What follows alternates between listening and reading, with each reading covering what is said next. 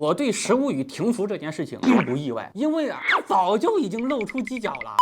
朋友们，最近呢，好多人在后台私信我说，百哥，你能不能讲一讲食物语停服这件事儿啊？其实我对食物语停服这件事情并不意外，早在去年还在玩食物语的朋友告诉我，说这食物语啊真是越来越摆了，出的一些活动也都是之前的老活动复刻。过年那时候，官方更是直接下架了各种氪金项目，让玩家想充钱都没地方充。这种种迹象都表明这款游戏它要凉了。果然啊，在上周，食物语官方啊就发了公告，说自己呢将会在6月18日正式停服。虽然说官方在公告里面说了，预计啊会出来一个陪伴服，但是会删除玩家的所有数据，相当于几年的辛苦一下化为乌有了。这下可好，食物语玩家悬着的心终于死了。其实我听到这个消息的时候，我也是蛮震惊的。按理来说不至于，食物语在前几年的流水还是相当可以的，基本上每年都过亿了。就算说后期热度没有那么高了，但也不至于说停服就停服啊，颇有一种我杀了我自己的感觉。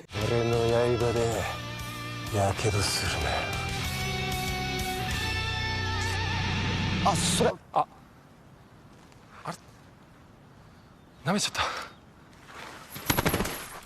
估计呢，很多人也有疑问，不知道它为什么会这么搞。这里呢，我们先给大家介绍一下啊，《食物语》这款游戏。《食物语》呢，它是在19年9月份的时候，由广州百田研发的国风食物拟人像游戏。玩法呢为回合制，主要呢还是因为它这个题材啊比较新颖，在同类里边啊确实很少有精品。广州百田啊，不知道大家有没有听说过？本身呢就是一款做页游起家的，奥拉星、奥比岛、奥奇传说都是他们家的游戏。如果我们算起手游的话，那《食物语》还真的是它旗下活的时间最久的一款游戏了，因为他们家的手游就没超过5年的。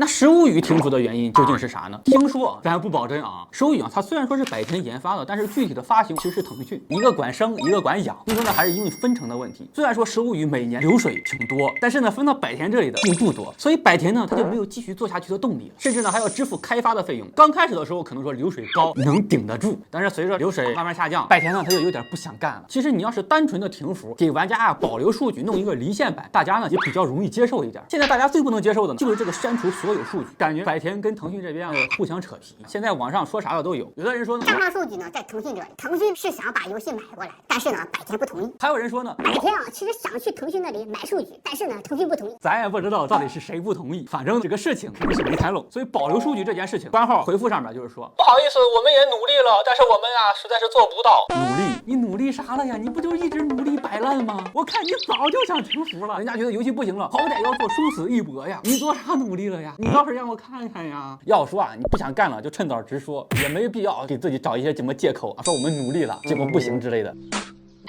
其实我是非常赞同各位玩家通过正常渠道维护自己的权益的。就这件事情让我想到了前段时间掌门太忙跟云商羽衣的情况，都是游戏要停服了，结果呢在玩家的反馈之下啊，弄成了离线版。尤其是云商羽衣属于西山居研发、腾讯运营的，跟手语啊非常相似。那人家就能，为啥你就不能呢？还有呢，就是我真的想给现在的游戏厂商说一句，现在的游戏市场基本上啊就是存量竞争了，玩家对于厂商的口碑还是比较在意的。你整这么一出，以后你家新出的游戏谁还敢玩啊？